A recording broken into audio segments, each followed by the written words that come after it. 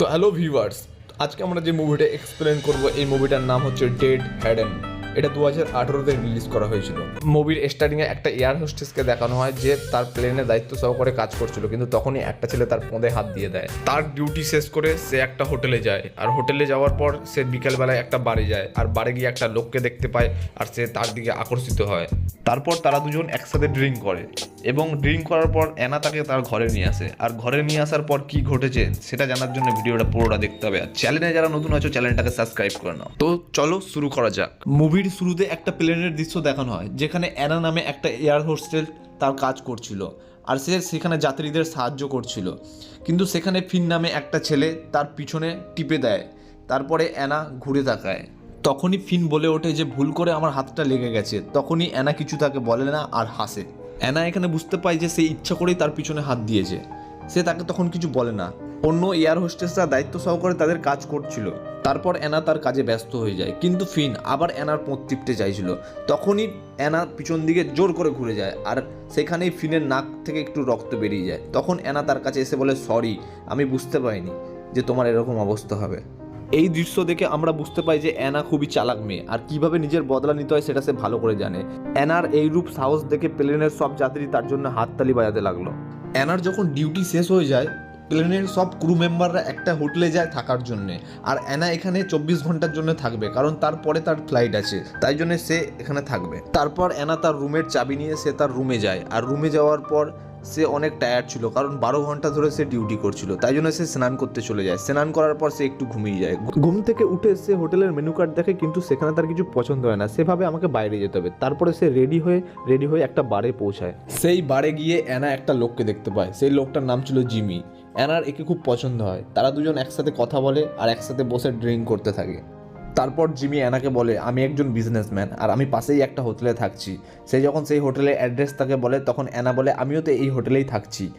Anna তাকে একটা gentleman ভেবেছিল, তাই জন্য সে তার সাথে অনেক কথা বলে আর অনেক ড্রিঙ্ক করে। অনেক ড্রিঙ্ক করার পর অ্যানা আস্তে আস্তে তার বাড়ির দিকে এগাতে থাকে। সে তার বাড়িতে গিয়ে যখন শোয়ার চেষ্টা করছিল, তখনই তার ঘরের কলিং বেলটা বেজে ওঠে। আর অ্যানা যখন সেই দরজার সামনে গিয়ে ফুটো দিয়ে দেখে যে বাইরে কে আছে, তখনই সে জিমিকে সেখানে দেখতে পায়।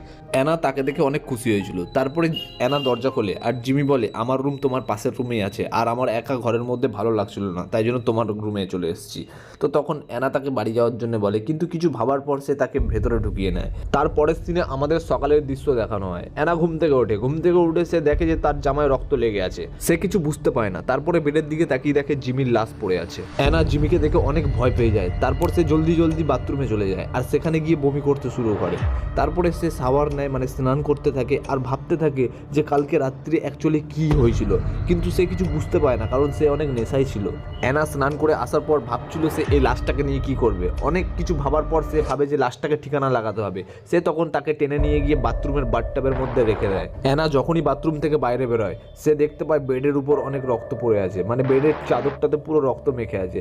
তখন সে চাদরটাকে ভাঁজ করে একটা কোট কভারের মধ্যে লুকায়। এই কোট কভারগুলো অনেক আগে থেকেই এই হোটেলে রাখা ছিল। সে সেটাকে আলমারিতে রাখার পরেই দরজায় কেউ নক করছিল, ঠক ঠক ঠক ঠক করে। তারপর অ্যানা গিয়ে দরজা খুলে দেখে এখানে সাফাই করার জন্য একটা মেয়ে এসেছিল। সে তখন অ্যানাকে বলে, ম্যাম আপনার নোংরা জামা প্যান্টগুলো আমাকে দিন, আর আমি রুমটাকে একটু সাফ করে দিই। তখন অ্যানা বলে, আমার রুমের সাফাইয়ের কোনো দরকার নেই, আর আমার জামা প্যান্টও নোংরা অবস্থায় নেই, তুমি যেতে পারো। তারপর সেই সাফাই কর্মী অন্য একটা রুমের দিকে যায়। অ্যানা এটা দরজার ওপার থেকে দেখতে থাকে।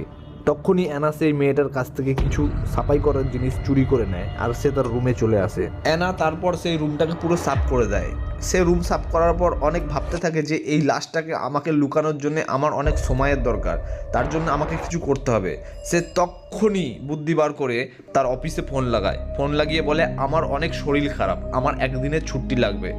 সে অফিসের লোকদের অনেক রকম অ্যাক্টিং করে বুঝায় যে আমার সত্যি শরীর খারাপ, তার জন্য তাকে ছুটিটা দেওয়া হয়। আর সে তারপরে একটু শুয়ে পড়ে।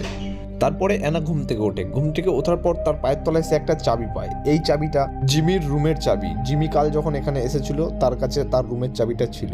তারপর সে রেডি হয়ে জিমির রুমের দিকে যায়। জিমির রুমের বাইরে কোনো ক্যামেরা লাগানো ছিল না, কারণ ক্যামেরা না লাগানোর ফলে সবাই সেখানে সরাসরি যেতে পারতো। তারপর সে জিমির রুমে ঢুকে যায়। অ্যানা সেই রুমে গিয়ে জিমির ব্যাপারে তদন্ত করে। জিমি যদি কোনো ক্রিমিনাল হয়ে থাকে, তাহলে অ্যানা কোনো বাহানা দিয়ে সেখান থেকে বেরাতে পারবে, তাই জন্য সে অনেক খোঁজবিন করে। অ্যানা খোঁজ করতে করতে সেখানে তার মানিব্যাগ পায়, আর মানিব্যাগে তার নাম অন্য লেখা ছিল।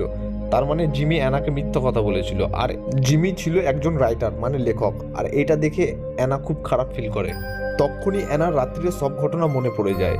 তখন দেখে জিমি তার সাথে জোর জবরদস্তি করছিল আর নিজেকে বাঁচানোর জন্য অ্যানা তাকে মেরে দিয়েছিল। তারপরে সে জলদি জলদি জিমির সব জিনিসপত্রগুলো নিজের কাছে নিয়ে নেয় এবং সে তার রুমে চলে যায়। রুমে গিয়ে সে সেইগুলোকে নষ্ট করতে থাকে যাতে পুলিশ তাকে ধরতে না পারে। তারপরে অ্যানা একটা প্ল্যান বানায়, আর সেই প্ল্যানটা সাকসেস করার জন্য তার অনেকগুলো জিনিসের দরকার ছিল। তখন সে সেই জিনিসগুলো কিনতে বাইরে যায়।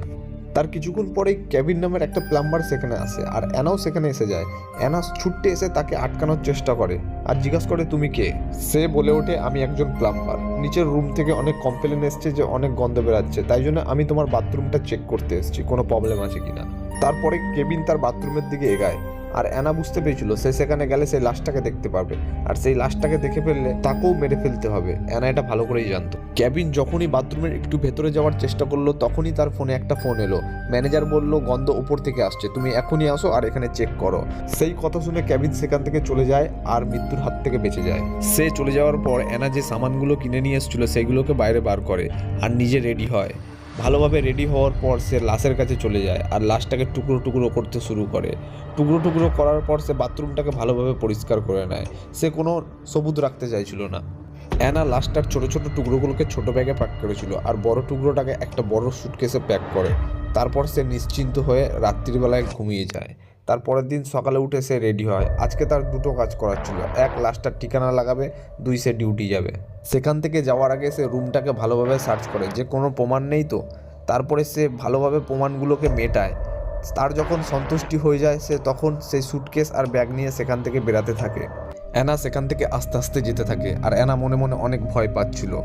তাও অ্যানা সেখান থেকে যা হোক করে বেরানোর চেষ্টা করে, কিন্তু তার সাথে কথা বলা মানুষটা কি ভাবতে পেরেছিল যে তার কাছে একটা লাশ আছে।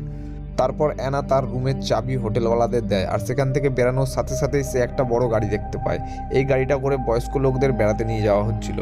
অ্যানা ট্যাক্সির জন্য ওয়েট করছিল, কিন্তু তার ট্যাক্সি আসতে অনেক দেরি ছিল। তখনই সে ছোট ব্যাগগুলোকে একটা কাচড়ার ডাব্বার মধ্যে ফেলে দেয়, আর পাশে একটা বয়স্ক বুড়ো বুড়িকে দেখতে পায়। সে সেখানে গিয়ে তাদেরকে বলে আমি কি তোমাদের কিছু সাহায্য করতে পারি।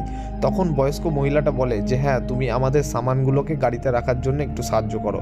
তখন অ্যানা সুযোগ বুঝে তার ব্যাগটাও গাড়িতে রাখিয়ে দেয়। এখন অ্যানার কাছে আর কোনো লাশ ছিল না।